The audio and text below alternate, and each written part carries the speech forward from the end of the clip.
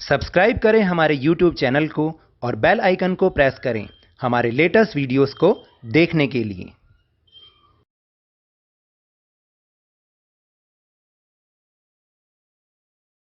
Hello and welcome to Lovneesh sir की class. आज की ये शिक्षा निदेशालय राष्ट्रीय राजधानी क्षेत्र दिल्ली की वर्कशीट नंबर 38 जो कि कक्षा 6 के विद्यार्थियों के लिए है। यह ली गई है गणित विषय से और इसमें हम पुनरावृत्ति कर रहे हैं टॉपिक पूर्णांकों का योग की। तो याद है ना कि अब हम जो भी टॉपिक आ रहे हैं उनकी रिवीजन कर रहे हैं, उनको दोहरा रहे हैं, क्योंकि हम जानते हैं कि हमारे जो एनुअल परीक्षा है, जो वार्षिक परीक्षा है, वो नज़दीक ही है और अक्सर वो मार्च के आसपास होती है। तो इसलिए अब हमने जितना पढ़ लिया है उसको हम दोहरा रहे हैं। तो चलिए शुरुआत करते हैं मेरे साथ और समझने की कोशिश करते हैं। जब हमारे पास दो धनात्मक पूर्णांक हों तो हम उन्हें जोड़ते हैं, यानी जब दोनों के दोनों धनात्मक हैं तो हम उनको जोड़ेंगे, क्योंकि अभी हम योग करना सीख रहे हैं, उनको जोड़ना सीख रहे हैं, यानी उसकी पुनरावृत्ति हम कर रहे हैं। तो अगर दोनों धनात्मक होंगे तो हम उनको आसानी से जोड़ते हैं, जैसे कि नॉर्मली हम जोड़ते हैं, जैसे जमा का 4 और जमा का 5, इसको आपस में हमने जोड़ना है तो सिंपल उत्तर आ जाएगा जमा का 9। इसी तरीके से ना, लेकिन हम जब भी जोड़ते हैं जब हमारे पास दो ऋणात्मक पूर्णांक होते हैं परंतु उत्तर में ऋण यानी घटा का चिन्ह लगा हुआ होता है, जैसे कि हमारे पास दो ऋणात्मक पूर्णांक हैं -2 और -1। अब जब हमें इन्हें जोड़ना है, ठीक है, तो हम इन्हें जोड़ेंगे ही, बेशक से ये दोनों माइनस के हैं। तो याद रखना, अगर दोनों धनात्मक यानी दोनों प्लस के पूर्णांक हो तब भी हम जोड़ते हैं और उनमें जो उनका रिजल्ट होता है वो भी उनको जोड़ा ही जाता है। और लेकिन अगर दो ऋणात्मक पूर्णांक हो तब भी हम उन्हें जोड़ेंगे, लेकिन उत्तर में हमेशा घटा का चिन्ह आएगा, जैसे कि यहाँ पे करके दिखाया हुआ है। अब इन दोनों को करने का तरीका बहुत आसान है। अगर दोनों ही संख्याएं ऋणात्मक संख्या यानी माइनस की हो तो माइनस को तो आप बाहर ले लो, जैसे यहाँ पे लिया है, और ब्रैकेट के अंदर दोनों को प्लस कर दो, सिर्फ इतना ही। जैसे यहाँ पर 2 + 1 3 हो जाएगा और बाहर इन दोनों का माइनस का जो साइन है, चिन्ह है, वो कॉमन हो जाएगा, उसको बाहर रख लो। तो अब उत्तर क्या बन गया? -3। बिल्कुल ऐसे ही करना, ये याद रखना, ये वाला तरीका।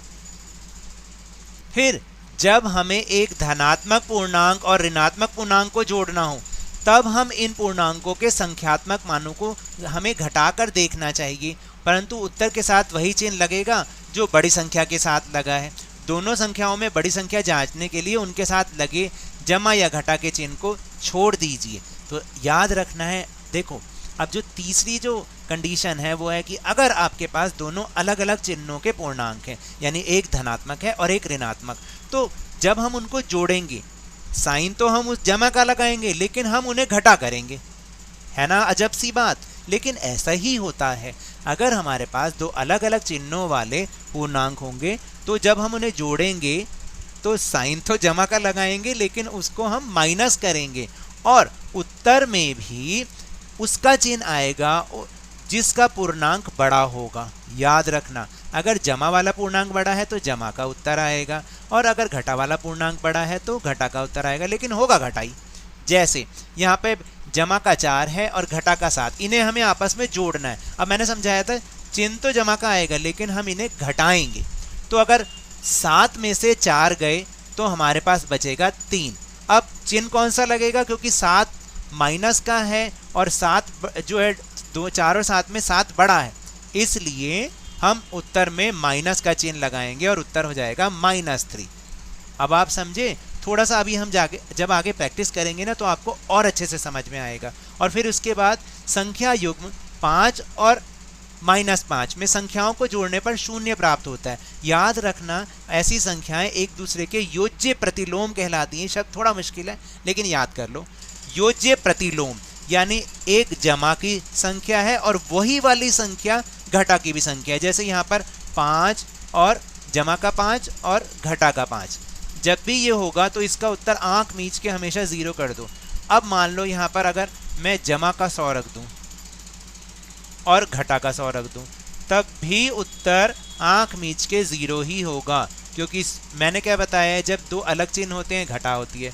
तो 100 में से 100 गए तो 0 ही आएगा, 5 में से 5 गए 0 आएगा। तो ऐसी संख्याएं एक दूसरे के योज्य प्रतिलोम कहलाती हैं। चलिए अब समय है अभ्यास का, तो जल्दी से अपनी मैथ्स की नोटबुक निकाल लीजिए। तो पहला प्रश्न है निम्नलिखित का योग ज्ञात कीजिए। अब देखिए पहले ही प्रश्न में ये आ गया जमा का 7 और घटा का 7, यानी ये दोनों एक दूसरे के योज्य प्रतिलोम है। तो आंख मीच के इसका उत्तर 0 लिख दो, इसका उत्तर 0 आएगा। क्योंकि याद करो मैंने आपको कहा था कि अगर एक जमा की संख्या है और एक घटा की तो हम करेंगे घटा, चाहे बीच में जमा बेशक से लिखा हो लेकिन करेंगे घटा। तो 7 में से 7 गया 0। फिर इसके बाद है 5 जमा का 5 और घटा का 12, इन दोनों को आपस में जमा करना है। तो फिर दोबारा क्या करेंगे, घटा करेंगे ना, याद है ना, जब दोनों अलग अलग चिन्हों वाली संख्याएं हैं तो हम उन्हें घटाते हैं। तो अब देखिए 12 में से 5 गए 7, उत्तर तो आ गया 7, लेकिन चिन्ह कौन सा लगेगा, जो बड़ा पूर्णांक है। जैसे कि 12 बड़ा पूर्णांक है तो इसका चिन्ह है घटा का, तो उत्तर में भी मैंने घटा का चिन्ह लगा दिया, इसलिए घटा का 7 ये हमारा उत्तर होगा। फिर घटा का 9 और जमा का 8 जमा का 5, इन्हें आपस में जोड़ना है। तो पहले जो जमा वाली संख्याएं हैं उनको आपस में जोड़ लेते हैं। तो 8 और 5 कितना होता है 13, और इसको हम ऐसा का ऐसे ही लिख देते हैं। अब देखो फिर से एक घटा की संख्या एक जमा की संख्या, तो क्या होगा जल्दी से बताओ, होगा घटा। तो हमने 13 में से 9 घटा दिए 4 आया। और चिन्ह कौन सा लगेगा, जो पूर्णांक सबसे बड़ा होगा, दोनों में जो बड़ा होगा चिन्ह उसका लगेगा। तो बड़ा पूर्णांक कौन सा है 13, तो इसका साइन कौन सा है जमा का, तो उत्तर में भी जमा का निशान लगा के और जो उन दोनों को घटा के आया वो हमने लिख दिया, यानी जमा का 4 हमारा उत्तर हो गया। फिर है इसके बाद चौथा इसका पार्ट घटा का 12 और यहाँ पर भी घटा का 12 ही है, दोनों ऋणात्मक हैं। जब दोनों ऋणात्मक होते हैं तो वो प्लस होते हैं, लेकिन उत्तर में हमेशा माइनस का साइन आता है। तो हमने करना क्या, सिंपल, दोनों में से घटा का चिन्ह बाहर निकाल लो, वो कॉमन हो गया, और अंदर दोनों को आपस में तुम जोड़ दो, ठीक है। तो 12 जमा 12 24, जब ब्रैकेट खोलोगे तो वो अपने आप माइनस का 24 बन जाएगा, है ना आसान। फिर इसके बाद पांचवा -1 -11 -10, इन तीनों को आपस में जोड़ना है। तो अभी समझाया था, जब अगर दो संख्याएं ऋणात्मक संख्याएं हैं तो हम क्या करेंगे, जोड़ेंगे। तो और तीनों ही ऋणात्मक हैं तो सिंपल ऐसे कर सकते हैं, घटा का जो चिन्ह है उसको तो कॉमन बाहर निकालिए और ब्रैकेट के अंदर तीनों को आपस में जमा कर दो। 1 जमा 11 जमा 10 कितना हो गया, 22 हो गया। जब ब्रैकेट खोलोगे तो माइनस का 22 उत्तर आ गया। ये बहुत आसान तरीका है घटाओं की संख्याओं को आपस में जोड़ने का। फिर इसके बाद है प्रश्न नंबर 2, जमा का 125 और घटा का 124, इन दोनों का योग ज्ञात करना है। अब बिल्कुल आसान सी बात है या नहीं है। तो मैंने समझाया था, जब एक जमा की संख्या एक घटा की, तो लिखा हुआ जमा है लेकिन करेंगे घटा, तो 125 में से 124 गए 1, और चिन्ह किसका आएगा, जो पूर्णांक बड़ा होगा। तो 125 बड़ा है तो इसका साइन है जमा का, तो उत्तर आ गया जमा का 1 यानी कि 1। फिर इसके बाद तीसरा प्रश्न, 3 का योज्य प्रतिलोम ज्ञात कीजिए। अब ये जमा का 3 है तो योज्य प्रतिलोम क्या होगा, बिल्कुल उसका उल्टा, घटा का 3, समझाया था ना। और इसी तरह से घटा का 4 है तो इसका योज्य प्रतिलोम क्या होगा, जमा का 4, बिल्कुल सही है। अगर घटा की संख्या है तो उसका प्रतिलोम क्या होगा, वही जमा की संख्या, वही वाली। और घटा की जमा की संख्या है तो उसका प्रतिलोम घटा की संख्या होगी। बिल्कुल इसी तरह से हमें करना है।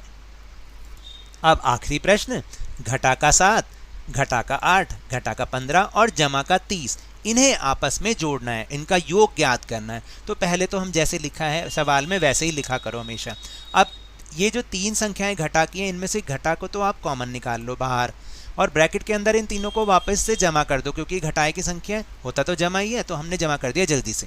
7 और 8 15 और 15 30। तो ये जब हम इसका, और ये जमा का 30 ऐसा का ऐसे ही लिख दो। अब इनको जब हमने ब्रैकेट खोला तो ये तो बन जाएगा घटा का 30 और ये जमा का 30 है। अब जो दोनों अलग अलग चिन्ह हैं तो क्या करना है, करना घटा है। और क्योंकि अगर आप ध्यान से देखोगे तो ये क्या है, योज्य प्रतिलोम है, तो जमा का 30 और घटा का 30, इसका उत्तर हमेशा क्या आएगा, 0 आएगा। ये हो गया आपका उत्तर।